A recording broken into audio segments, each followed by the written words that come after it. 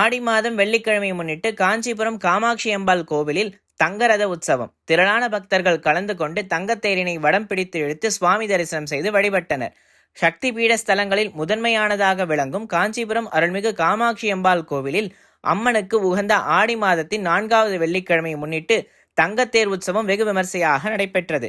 தங்கத்தேர் உற்சவத்தை ஒட்டி காஞ்சி காமாட்சி அம்பாளுக்கு சிறப்பு அபிஷேக ஆராதனைகள் செய்து சிவப்பு நிற பட்டுடுத்தி திருவாபரணங்கள், மல்லிகைப்பூ, சாமந்திப்பூ மாலைகள் அணிவித்து ரமாவாணி தேவியர்களுடன் சிறப்பு அலங்காரத்தில் தங்கத்தேரில் எழுந்தருளி பக்தர்களுக்கு காட்சியளித்தார்.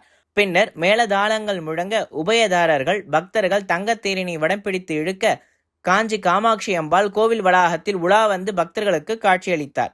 ஆடி மாதம் 4வது வெள்ளிக்கிழமையை முன்னிட்டு நடைபெற்ற தங்கத்தேர் உற்சவத்தில் உள்ளூர், வெளியூர், வெளி மாவட்டம், வெளி மாநிலம் என பல்வேறு பகுதிகளிலிருந்து வந்த திரளான பக்தர்கள் கலந்து கொண்டு ஓம் சக்தி பராசக்தி கோஷமிட்டு காஞ்சி காமாட்சி அம்மனை தரிசனம் செய்து வழிபட்டு சென்றனர்.